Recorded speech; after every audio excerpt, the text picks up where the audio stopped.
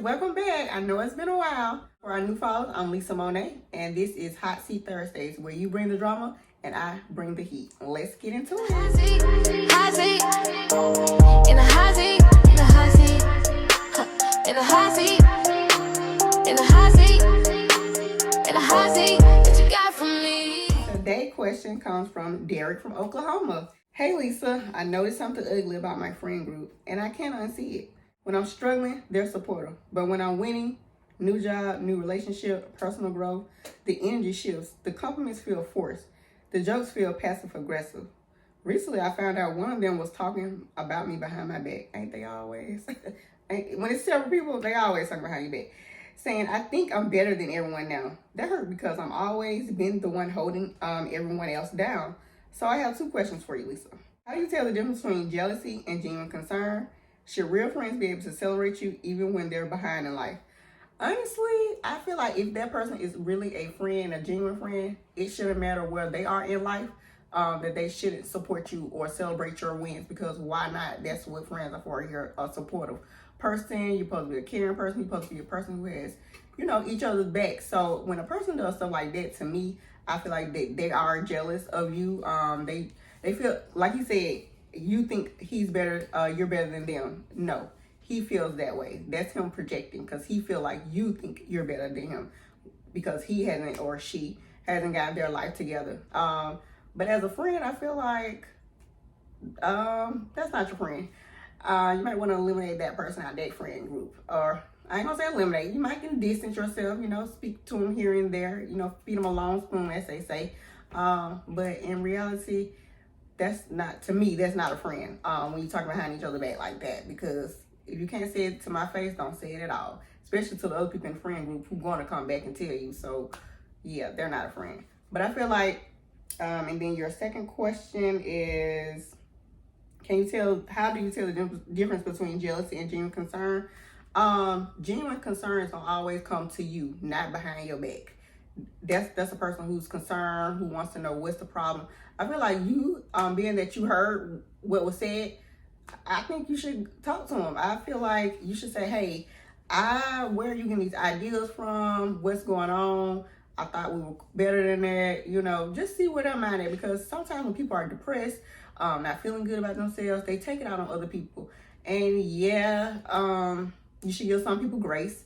But sometimes you shouldn't, sometimes you should kick them to the curb real quick. But I feel like if you're older, in your 20s, your late 20s to 30s, then that's somebody you definitely shouldn't be a friend with, when you get to a certain age, because that becomes like a repetitive thing over time. Oh, look at them getting married. Look at him getting more money. Look at him, he bought a new car. Stuff like that. Resentment starts to build up. And I just feel like either you want to say something to him or you're not. And I feel like you should. If you don't, then that's somebody you shouldn't even talk to that often anymore. Or let the other people know, and they can run back and tell it. Because apparently, y'all all just in a circle telling each other, everything that's going on from one person to the next, instead of just confronting each other like adults. And that's just how I feel on that, Derek. All right, guys, our next question is from Naomi from Atlanta. And she asks, I'm stuck in a situationship that I know is bad for me. He doesn't commit, doesn't plan dates. Y'all know how I feel about shit like that. Disappears for days. Okay. But the second I start pulling away, he comes back just enough to keep me hooked. That's that bread crumbing, girl. What makes it worse is I know I deserve better, yet I still want him. No, you don't. No, you don't. You know you don't want him for real. You just want the sex. Just say that. Is it possible to be addicted to inconsistency more than the person? Why does being chosen by someone emotionally unavailable feel so validating? Naomi, listen. It's 2026. We ain't doing that dumb shit, okay? We're not doing that bird brain stuff this year, okay? We're not being Dixie Dora, okay? None of that. We're not building no man up. Let that nigga go. Or just keep it at what it is. Just a situationship. Nothing extra, nothing more. And get other people on your roster. Never put one egg in the basket. You gotta have several. You know what I'm saying? Whatever the saying is, y'all know what the hell I'm talking about. Okay. You're supposed to have several eggs in a basket, okay? So I feel like if you have you're talking to more than one guy, you won't be too pressed on, him like that. But I also feel like if he isn't planning, it sounds like you want a relationship. So he's not planning days, he's being consistent. I feel like you should just leave his ass alone, period. Because you want more for yourself. And he's not willing to give that, and he never will, because you already allow him to do inconsistent ass shit. All right? However he start, that's how he gonna finish most of the time. So since you allow him to do all that dumbass fuck shit, he gonna keep doing all that dumbass fuck shit. Sadly. And sometimes people get, complacent. Like, I ain't gonna say it's inconsistency. It's more of you just get complacent with that person. Sometimes people feel like, I don't want to go looking for nothing else. I like him. I like, his sex. I like, certain stuff about him. And I don't feel like trying to find that in somebody else. And I feel like you should. You can find a guy for anything these days, honestly. So why not? Especially if you want to go on dates and do things with someone. So get you a date guy, get you a food guy, get you a guy that pay bills, and keep him for sex, because that's what it seemed like. You don't like nothing else about him, honestly.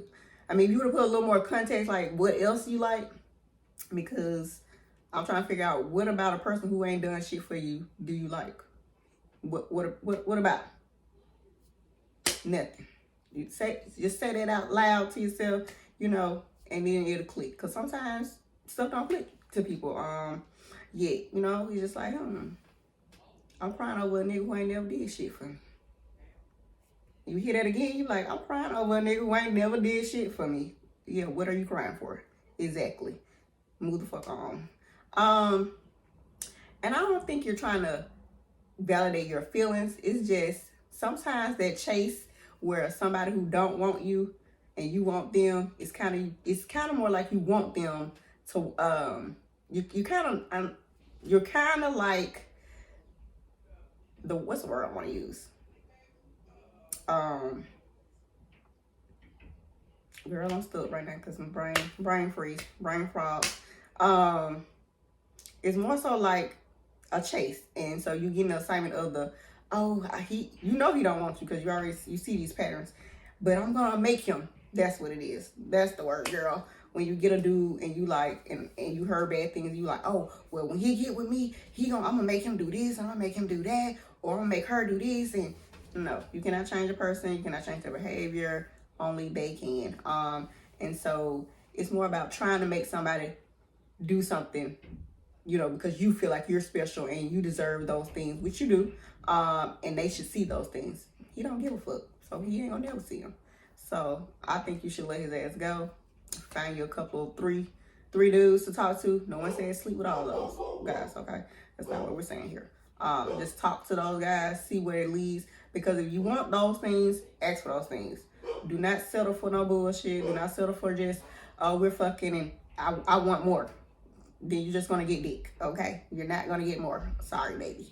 So if you want more, ask for more. And if you see he's not doing more, get the hell on quickly. Yeah, you can like people, but you also need to like yourself more, okay? And I need you to do that in 2026. Love yourself a little bit more, all right? And deserve the respect that you trying to get. So with that, Naomi, let that nigga go. Next question comes from Lewis from Maryland. Everyone in my life sees me as strong, dependable, and emotionally solid. I give good advice. Yeah, me too. I show up. Yeah, I do too. I fix things. Yeah, I can fix a couple things.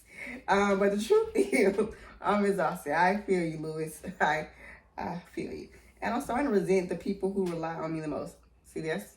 And see, this is where I'm going to pause it right here. Because it's okay to say no just because people depend on you. They going to have to sometimes figure that shit out on their own. And you saying no don't mean that you don't care, you don't love them, you're not trying to show up because you've shown up enough. All right? And so sometimes you got to take a break from all that happening, because eventually they're never going to help themselves. And if you're getting tired and getting resentful, you're already at that point of like, you don't want to do nothing else. And that's where you should have stopped a long time ago and said, hey, I can't do it today. Especially like when people got like off days and they parents like, hey, can you do so and so for me? He's like, how you gonna make my off day a day for you, a day of work? This is my day. How you gonna plan my day for me? It's okay to say I can't do it today. I don't want to do it. I don't feel like it. You got feelings too. And when you are the strong person, people look at you like you don't go through things, or you don't feel certain stuff, and you do, and you gotta let them know, because you probably hardly ever show it, okay? And it's okay, but sometimes you gotta just let people know in your life, I'm not in the mood for it today. I don't have the bandwidth, I don't have the capacity, I don't have none of those things. The rest of his statement is, I don't feel appreciated unless I'm useful. I feel like that's most people. But once you put yourself in a position where people always need you, you're gonna always feel like the person that who's needed. So you're gonna always feel useless if you're not getting help from them, or stepping back and setting boundaries for yourself in those relationships. He also says, and when I finally need support, people disappear or don't know how to show up for me. So how do you stop overgiving without becoming cold and selfish? It's going to always be a little selfish, and ain't nothing wrong with that. People got to realize that this your world. You know what I'm saying? Yeah, you can help people. Yeah, you can care about people. But in the end, this how you want to live your life. And if that's not how you want to live your life, then you're going to have to step up, pull your big boy pants up, and say, hey, I'm not with it today. I don't want to do it. I don't want to be the strong one. I don't want to show up or nothing like this. I want to rest. I want to relax. I need people to do it for me. And also, if they're not doing those things in return, you're going to have to stop. That's it. You're going to have to show them that, hey, I'm not just here for your pleasure or your needs. You got needs too. So you got to show them that, hey, when I'm down, I need that support as well. And being that you are the strong person, the reliable person, you don't show people that you know how to be weak, that you know how to be that you need people.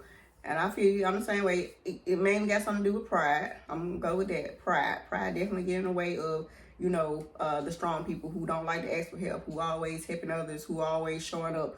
But in 2026, hey, what pride got you? Nowhere. Now you feeling resentful. Now you feeling, like you don't know what to do, and that's okay. That's all right. That's why I say you don't have to show up for you more than you show up for them, because how can you show up for other people and then neglect yourself in the end, which is basically what it is. So let those people know. Sometimes you're gonna have to say no, and sometimes you're gonna have to be selfish, but aren't they when it comes to you? So you should feel like you should be too sometimes.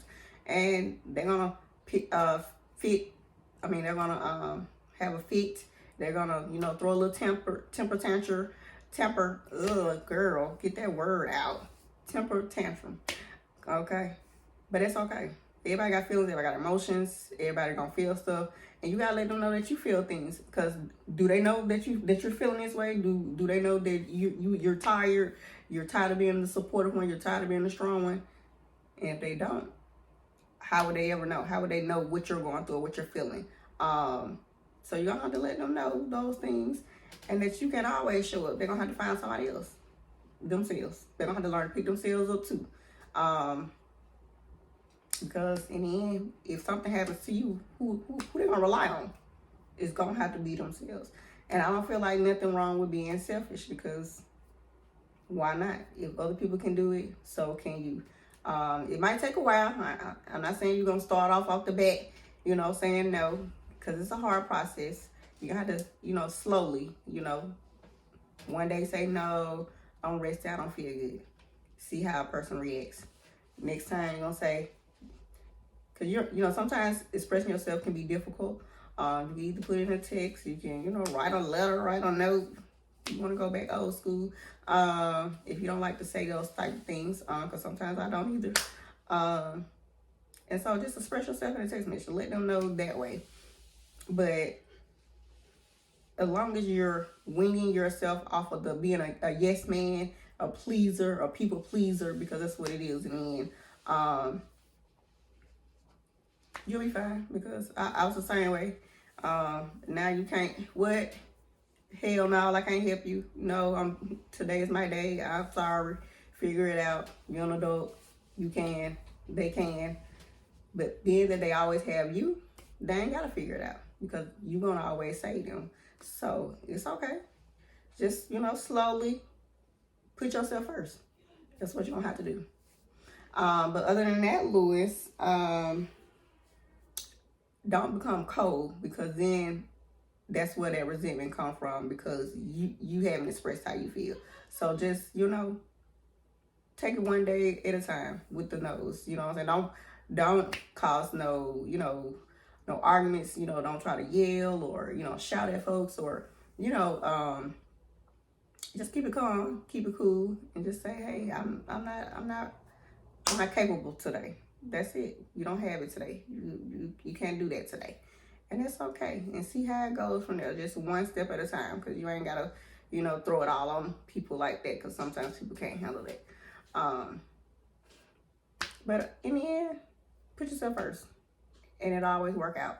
People will fall in line, or people will, see what's going on. They might not like it, but they'll bend towards it in the end. And just let us know how that goes. All right, that was Hot Seat Thursdays. I appreciate everybody and their questions.